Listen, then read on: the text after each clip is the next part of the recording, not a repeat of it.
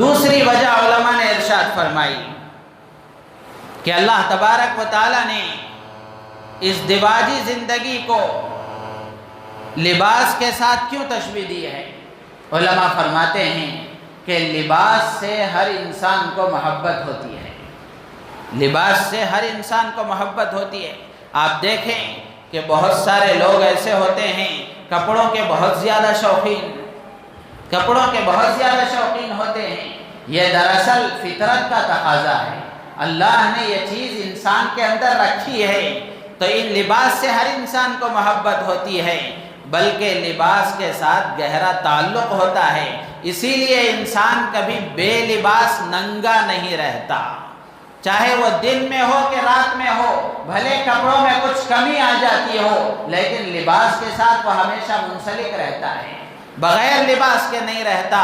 تو اس سے اشارہ ہے اس بات کی طرف کہ انسان کو بے نگاہ نہیں رہنا چاہیے، انسان کو بے نگاہ نہیں رہنا چاہیے۔ نوجوانوں میں یہ تصور ہے شادی کریں گے تو خواہ مخواہ کے جھمیلوں میں پڑیں گے، آزادی کے ساتھ زندگی گزارتے رہو، شادی کریں گے تو ایک ہی ہماری ہوگی، شادی نہیں کریں گے جو نظر آئی وہ ہماری ہے۔ یہ تصور ہے نوجوانوں کا۔ میرے عزیز و دوستو بزرگو، لباس کے ساتھ اللہ تبارک و تعالی نے تشبیہ دے کر یہ بتایا ہے کہ انسان کو بے نکاح نہیں رہنا چاہیے، اور جس طرح انسان کو لباس سے محبت ہوتی ہے اور لباس کے ساتھ گہرا تعلق ہوتا ہے، اسی طریقے سے انسان کو اپنی بیوی کے ساتھ اور بیوی کو اپنے شوہر کے ساتھ حقیقی محبت ہونی چاہیے، گہرا تعلق ہونا چاہیے، انتہائی عمیق دل کی گہرائیوں سے تعلق ہونا چاہیے، محبت ہونی چاہیے۔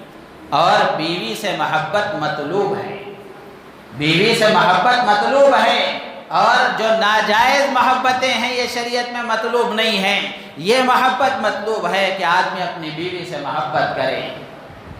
حدیث شریف میں اللہ کے رسول صلی اللہ علیہ وسلم نے فرمایا کہ جب شوہر اپنی بیوی کو محبت سے دیکھتا ہے، بیوی اپنے شوہر کو محبت سے دیکھتی ہے، تو ان دونوں کو اللہ تعالیٰ محبت کی نظر سے دیکھتا ہے، دونوں کو اللہ تعالیٰ محبت کی نظر سے دیکھتا ہے۔